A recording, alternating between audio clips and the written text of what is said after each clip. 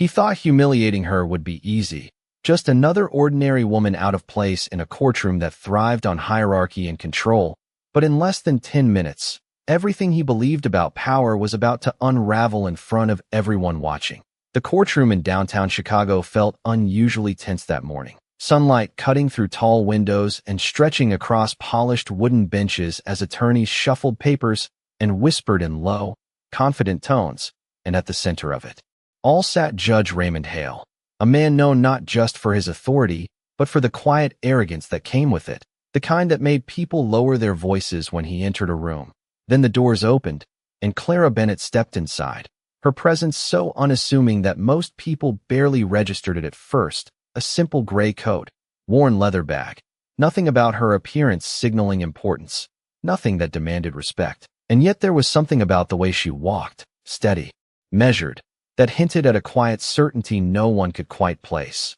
A few heads turned, some curious, some dismissive, as she took a seat near the front, flipping open a thin folder with careful precision, her eyes scanning the room as if memorizing every detail, every face, every movement. Judge Hale noticed her almost immediately, his gaze lingering just a second longer than necessary, assessing, categorizing, dismissing, the way he had done with hundreds before her. And when her name was called in connection to the case review, a faint smirk touched his lips, the kind that signaled not amusement but anticipation. "Ms. Bennett," he said, his voice carrying across the room with practiced authority, "I trust you understand the seriousness of these proceedings." And though his words sounded formal, the undertone was unmistakable, a subtle challenge wrapped in politeness, an invitation to fail. Clara stood slowly, smoothing her coat as she did, her expression calm, almost detached, as if the weight of the room meant nothing to her, and that alone seemed to irritate him more than anything else. "I do, Your Honor," she replied softly, her voice steady but unassuming, and somewhere in the back, a quiet chuckle slipped through the gallery, quickly stifled but not unnoticed. Hale leaned back slightly, tapping his pen against the desk, his eyes narrowing just enough to signal the beginning of something.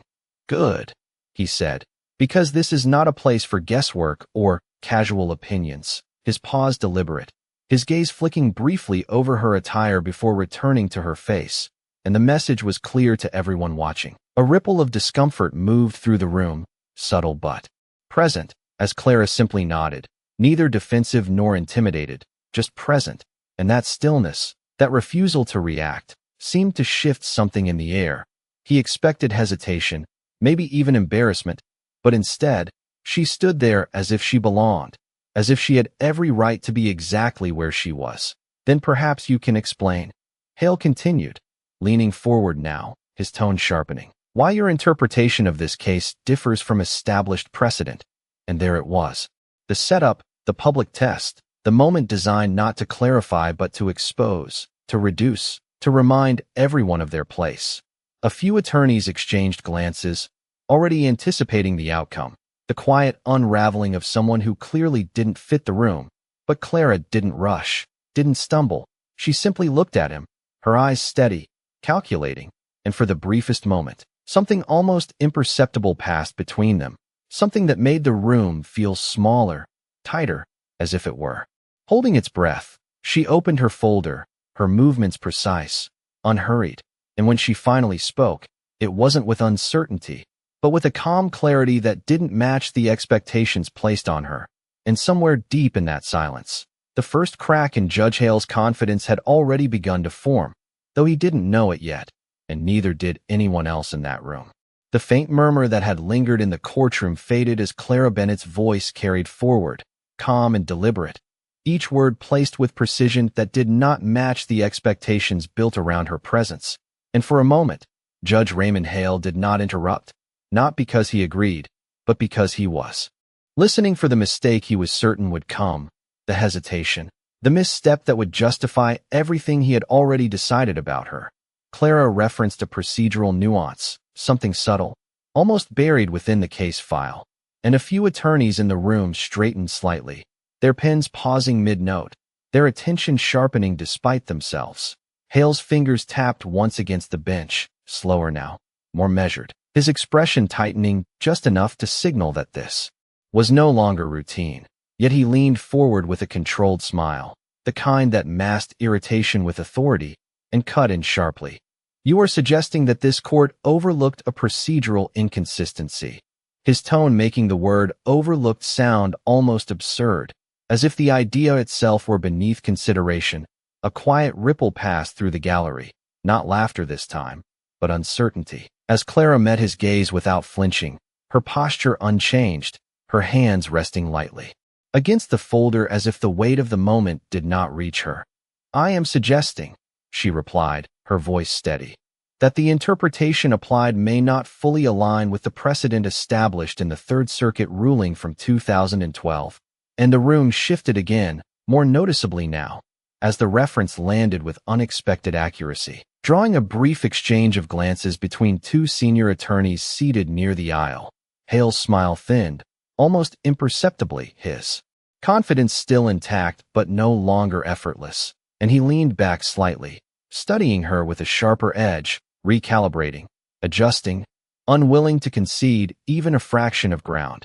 "And you believe you are qualified to reinterpret established case law in this courtroom," he said, the question framed not to invite an answer, but to diminish it before it arrived, his voice carrying just enough volume to remind everyone of who controlled the room.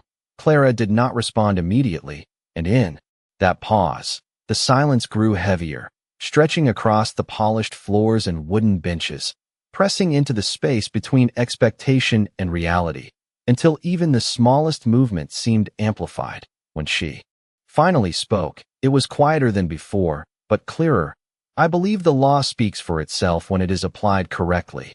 And there was no challenge in her tone, no defiance, only certainty, the kind that did not need to raise its voice. Somewhere near the back, a chair shifted, the sound sharp against the quiet, as more eyes turned toward her, not with dismissal now, but with curiosity, something beginning to unravel in the assumptions that had filled the room just minutes earlier. Hale's jaw tightened slightly, a detail so subtle it might have gone unnoticed if not for the stillness that surrounded it. And he leaned forward again, this time with intent, his voice firmer. "Then by all means, Ms. Bennett, clarify for the court exactly where you believe this interpretation fails." The invitation now edged with pressure, no longer a casual dismissal, but a deliberate test, one designed to push her beyond composure and into error. Clara nodded once, a small, controlled motion, and opened her folder further, revealing pages marked not with scattered notes, but with careful annotations, each line deliberate, each reference precise. And as she began to explain, the rhythm of her words did not rush or falter, instead building steadily, layer by layer, until the argument she presented no longer sounded like an opinion offered from the margins, but like a structure carefully constructed from within the very framework the court relied upon. And as that structure took shape, something shifted in the room that could not be ignored, a quiet recognition moving through the audience, through the attorneys, through the clerk seated just below the bench, that this was no longer a moment of performance or dismissal, but something else entirely, something that Judge Hale could feel even before he fully understood it, as the certainty he had carried into the room began, ever so slightly, to lose its balance. The shift was no longer subtle. It moved through the courtroom like a quiet current that no one could see, but everyone could feel, and Clara Bennett continued without raising her voice, each sentence landing with the weight of something carefully measured, not rushed, not forced, just undeniably precise. And the more she spoke, the more the room seemed to lean toward her, as if drawn by a gravity that had not existed just moments before. Judge Raymond Hale remained still, but his stillness was no longer effortless, his fingers no longer tapping, his posture no longer relaxed. Instead, there was a rigidity beginning to settle in, a quiet tension that revealed itself in the way his eyes followed her more closely now, searching not for dismissal, but for control. Clara turned a page in her folder, the soft sound echoing lightly across the silence, and referenced another case, this time not just citing it, but connecting it, weaving it into the structure of her argument with a clarity that made it difficult to interrupt without exposing something else entirely. And a senior attorney in the front row slowly lowered his pen, no longer writing, simply watching. If the court considers the application of precedent in this context, she said, her tone even, then the inconsistency is not theoretical, it is procedural, and it directly impacts the validity of the ruling. And the word validity lingered, not as a challenge, but as a statement that could not easily be dismissed. Hale shifted slightly, just enough to break the illusion of complete control, and when he spoke again, his voice carried more force than before, but less certainty. "You are drawing conclusions beyond your position," he said, the words firm, but lacking the earlier ease that had defined him. And somewhere behind that statement was the recognition that the dynamic had begun to change. Clara did not react to the attempt to re-establish authority. She did not defend herself, did not retreat. She simply continued, as if the interruption had been expected, as if it had already been accounted for. "The conclusion is not mine," she replied, her eyes steady on his. "It is derived from the framework the court itself relies upon." And the room seemed to tighten again, the air growing heavier, more focused, as if every person present understood, even if they could not yet explain it, that something important was unfolding. A quiet murmur began near the back, quickly silenced, not by instruction, but by attention, because no one wanted to miss what came next, and the clerk seated below the bench glanced up, her expression shifting from routine attentiveness to something closer to recognition. Though she said nothing, Hale leaned forward once more, but this time the movement felt deliberate, calculated, as if he were choosing his next words more carefully than before. "Then clarify your standing," he said. The question direct now, no longer wrapped in politeness, no longer disguised as guidance, but as a demand, and it hung in the air with a different kind of weight, one that signaled he was no longer certain of the answer. Clara paused, not out of hesitation, but out of control, allowing the silence to settle, allowing the moment to stretch just long enough to shift the balance further. And when she spoke again, her voice remained calm, unchanged, but there was something beneath it now, something that had not been there at the beginning, something that suggested she had been waiting for this exact question. She closed her folder slowly, the deliberate motion drawing every eye in the room, and for the first time, her gaze moved beyond the bench, briefly scanning the courtroom as if acknowledging the presence of everyone who had watched, who had judged, who had assumed. And then she looked back at Judge Hale, not with defiance, not with anger, but with a quiet certainty that no longer needed to prove itself. "My standing," she said, the words, measured, controlled, "will become clear."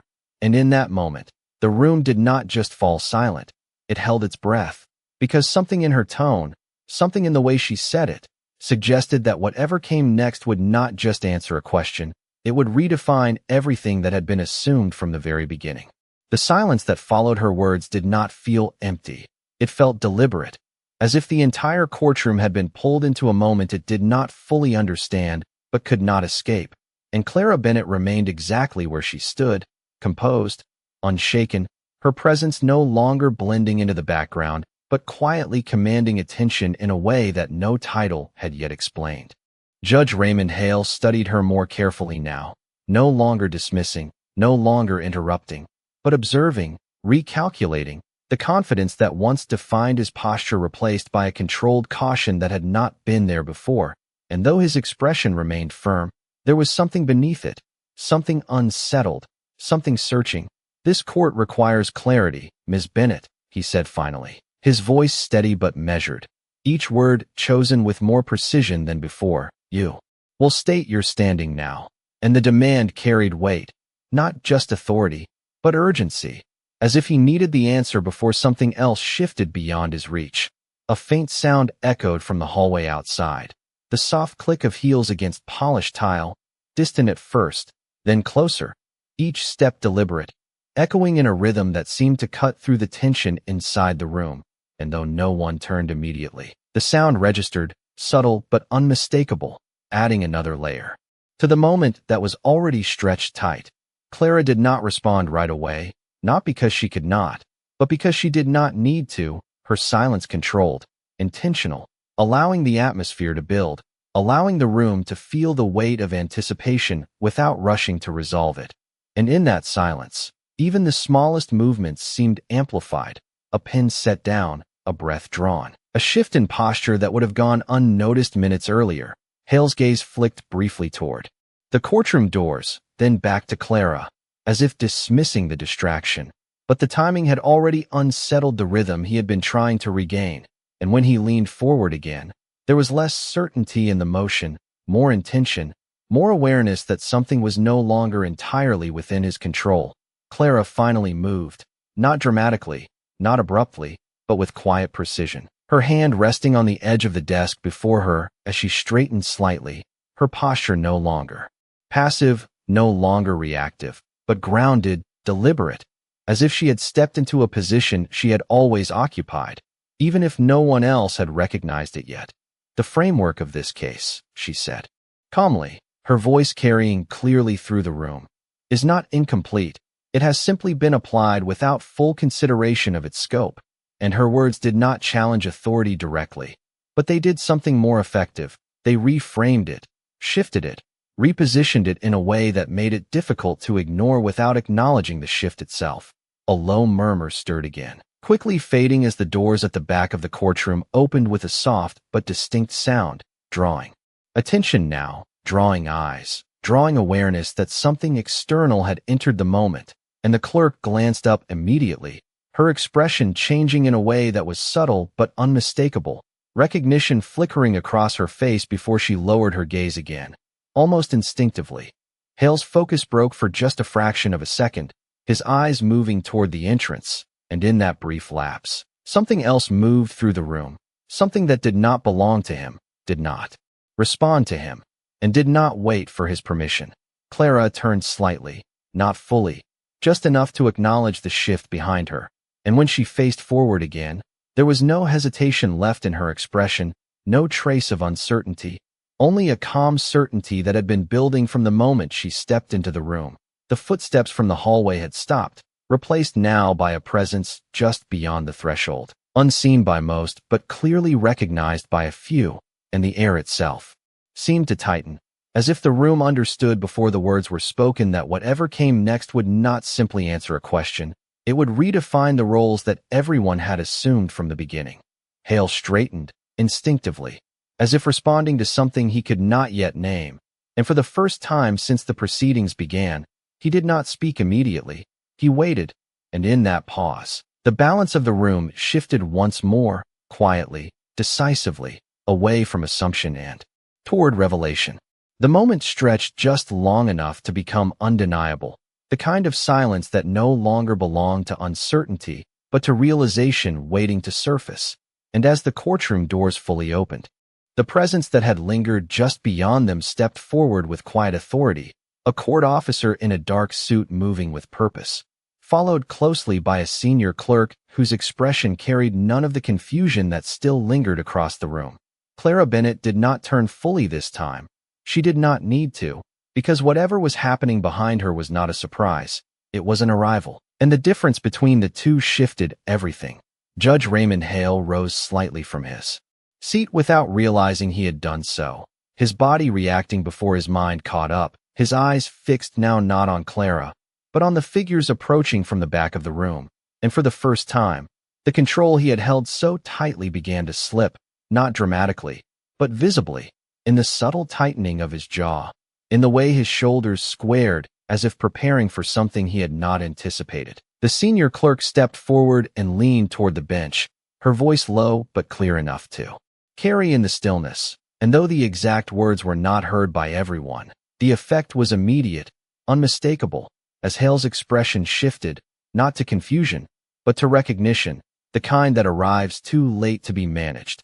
Clara finally turned then, slowly, deliberately, her gaze meeting his not from below, not from the position he had assigned her, but from a place that no longer fit within his assumptions. And in that exchange, something fundamental changed, something that no longer required explanation.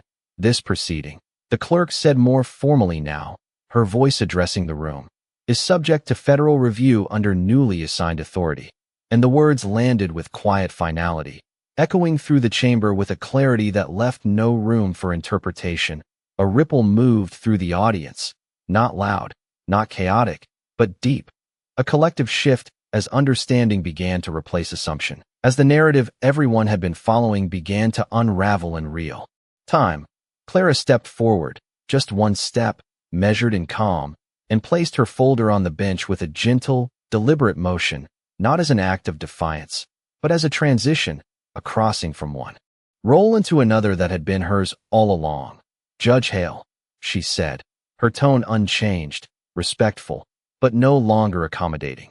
"This matter falls under my jurisdiction as of this morning." And there was no need to raise her voice, no need to emphasize the words, because the weight of them carried on their own. The room did not react with shock in the way people expected. There was no outburst, no sudden movement, only stillness, a deeper silence than before, as if every person present understood at the same moment that they had witnessed something irreversible. Hale remained standing now, not by choice, but because sitting would have acknowledged something he was not yet ready to accept, and for a brief moment, he searched for a response, for a correction, for anything that would restore the structure he had relied on. But nothing came, because the structure itself had shifted. Clara met his gaze steadily, not with triumph, not with accusation, but with clarity, the kind that does not need to assert itself because it already exists. "The court," she continued, "is not diminished by correction, it is strengthened by it." And her words settled into the space between them, not as a reprimand, but as a principle, one that reframed everything that had taken place. No one moved, no one spoke, because the transformation had already occurred, the roles had already reversed, and the understanding that followed did not require explanation, it required acceptance. And in that moment, the authority that had once defined the room no longer belonged to assumption or appearance, but to something far quieter, far more absolute, something that had been present from the beginning, waiting not to be revealed, but to be recognized. The silence did not break. It deepened, settling over the courtroom like a weight no one could ignore. And Clara Bennett remained standing at the bench with the same calm composure she had carried from the moment she entered. But now there was no ambiguity left, no misunderstanding to hide behind, only the quiet reality of what had just been revealed. Judge Raymond Hale slowly lowered himself back into his seat.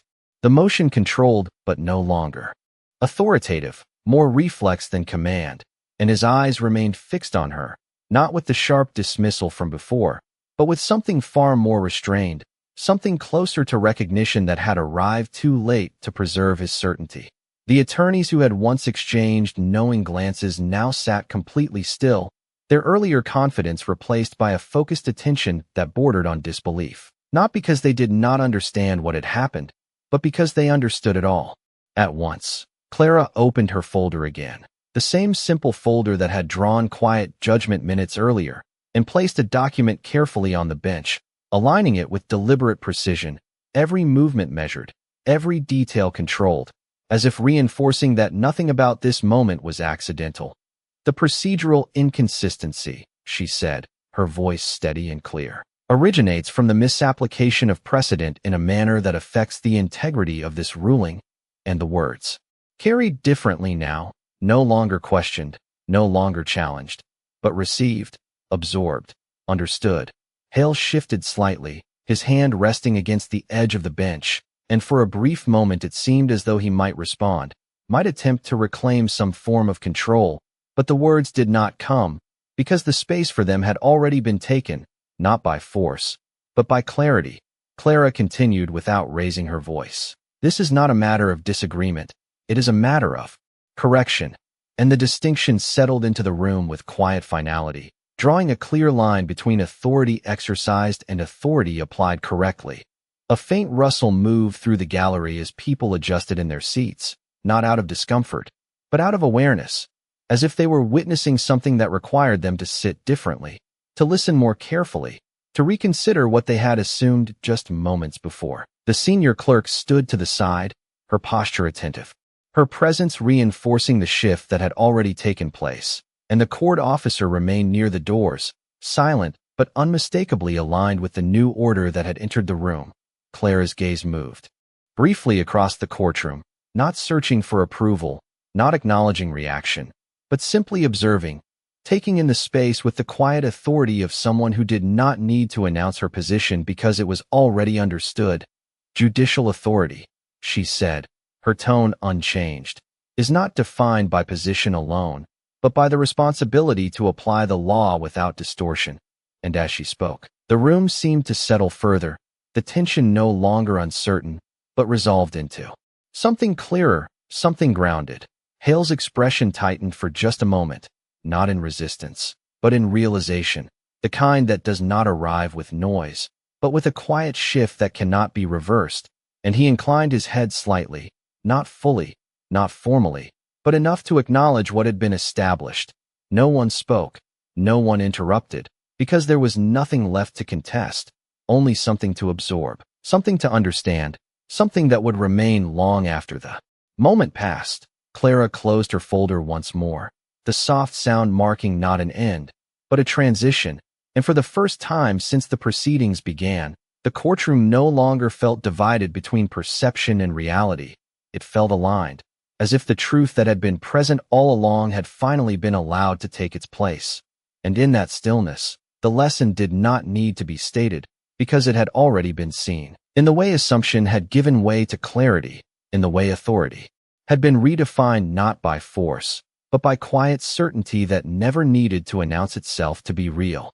The room did not return to normal, because there was no normal left to return to, only a new order settling into place, quiet but undeniable, and Clara Bennett stood at the center of it without shifting her tone, without changing her pace, as if everything unfolding had already been accounted for long before anyone else had realized it.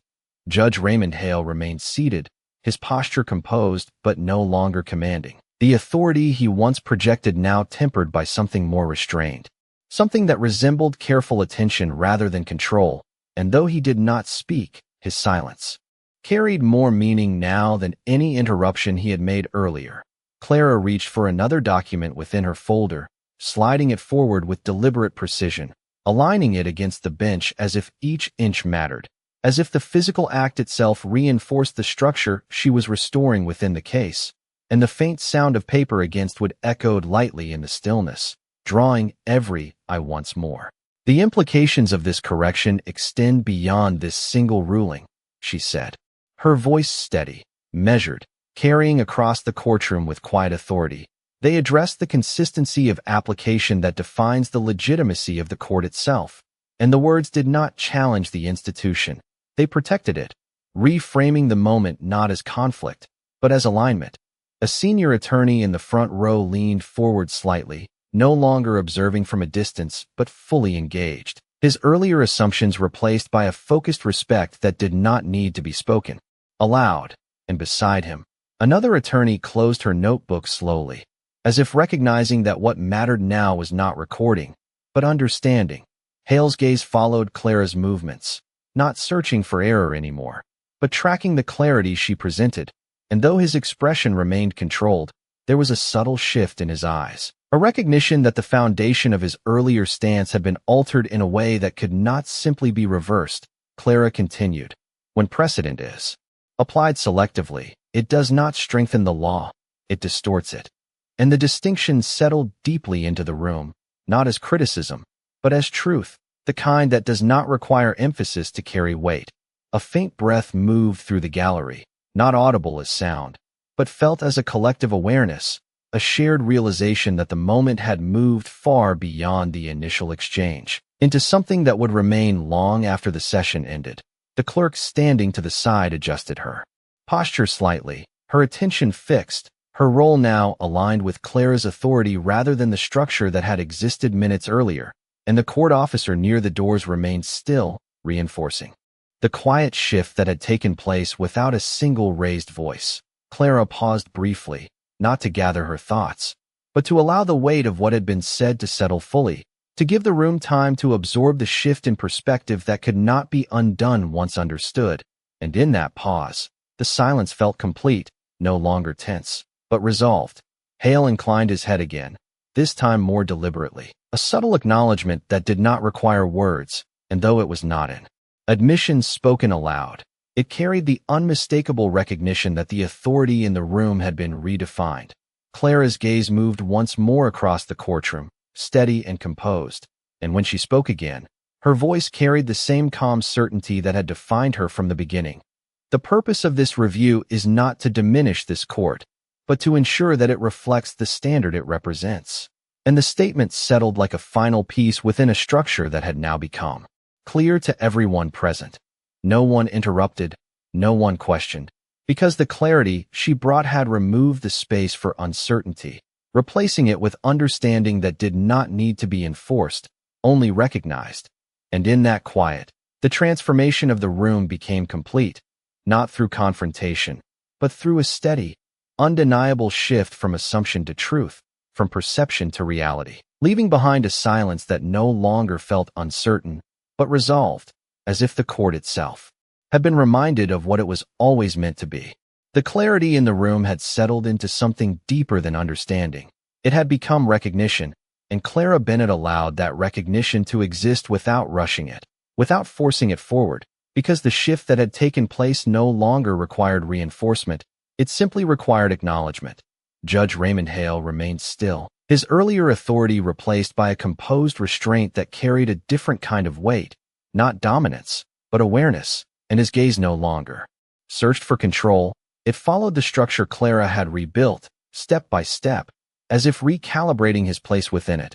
Clara lifted the final document from her folder, the motion unhurried, deliberate, and placed it at the center of the bench, aligning it carefully before resting her hand lightly beside it, her posture steady, grounded, as if marking the completion of something that had been unfolding long before anyone else had seen it. The court's responsibility, she said, her voice even, unwavering, is not to maintain appearances, but to uphold consistency. And the words carried through the chamber with a quiet authority that no longer invited challenge, only reflection. A subtle shift moved through the attorneys seated before her, not visible in grand gestures, but in the way shoulders straightened, in the way attention sharpened, in the way assumptions quietly dissolved without resistance, replaced by something more measured, more deliberate. Hale drew a slow breath, his hand resting against the edge of the bench, and for a brief moment, it seemed as though he might speak, might offer something in response, but instead, he inclined his head once more, this time with a clarity that left no room for misinterpretation, an acknowledgement not of defeat, but of correction, and in that distinction, the entire tone of the room shifted again, not downward, but forward. Clara's gaze remained steady, not fixed on him alone, but encompassing the entire courtroom, as if the lesson unfolding was not directed at one individual, but at everyone who had been present to witness it, everyone who had formed judgments before, understanding, everyone who had participated, even silently, in the assumptions that had defined the beginning of the moment. Authority, she continued, her tone calm, deliberate, does not exist to elevate the individual who holds it. It exists to protect the integrity of the system itself. And as the words settled, they did not linger as a reprimand, but as a principle, something that would remain long after the session ended, something that would reshape how the room remembered what had just occurred. The clerk nodded slightly, almost imperceptibly, as if confirming what had already been understood, and the court officer near the doors remained still, his presence reinforcing the quiet finality of the moment, not as enforcement, but as alignment. Clara closed her folder gently, the soft sound marking the completion of her presentation, and for the first time since she had entered the courtroom, there was nothing left to prove, nothing left to reveal, only something left to carry forward.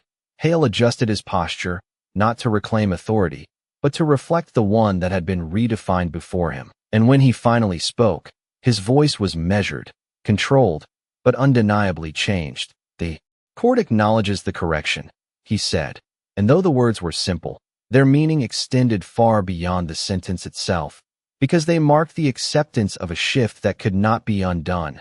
No one reacted outwardly, no one moved abruptly, because the moment did not call for reaction, it called for understanding, and that understanding had already taken hold, settling into the room with a quiet permanence. Clara stepped back slightly from the bench, not retreating, but repositioning, allowing the space to reflect the new balance that had been established, and in that movement, there was no trace of triumph, No indication of victory.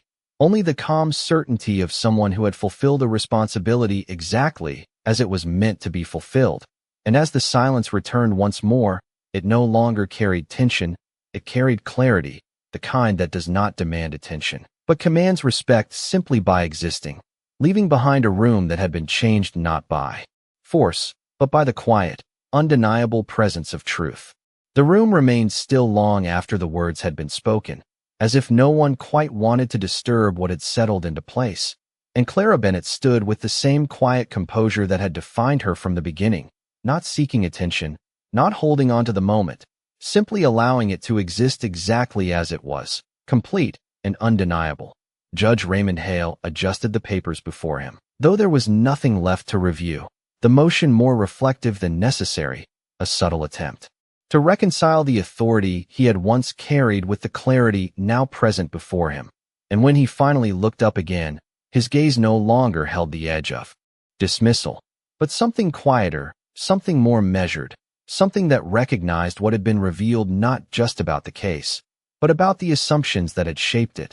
The attorneys in the room remained seated, but their posture had changed, the earlier confidence replaced by a still attentiveness, as if each of them was reconsidering not just what they had witnessed, but how easily they had accepted the surface of things without question, and even the faint sounds that usually marked the end of a proceeding. The shuffle of papers, the low conversations, seemed absent, replaced by a silence that carried its own weight. Clara gathered her documents slowly, aligning them with the same care she had shown throughout, her movements unhurried, unaffected by the attention now resting on her. And as she closed her folder, the sound was soft but distinct, marking a transition that did not need to be announced. She stepped back from the bench, not as someone leaving, but as someone who had completed exactly what she had come to do, her posture unchanged, her expression calm, and for a brief moment, her gaze moved across the courtroom once more, not lingering on any one person, but acknowledging the space as a whole, as if recognizing the shared experience that had just taken place. Hale cleared his throat slightly, a small sound that carried more significance than it should have. And though he did not speak further, the gesture itself reflected a shift that could not be reversed. The quiet acknowledgement that authority alone had not been enough, that clarity, precision, and restraint had ultimately defined the outcome. The clerk began to organize the documents on her desk, her movements efficient but measured, and the court officer near the doors stepped aside slightly, opening the path without instruction, without announcement, simply responding to the natural conclusion of the moment. Clara walked toward the exit with the same steady pace she had carried when she entered, her footsteps soft against the polished floor, each one echoing faintly in the silence that followed her. And as she reached the doorway, the light from the hallway framed her for just a moment before she stepped through, disappearing from view as quietly as she had arrived. No one spoke immediately after,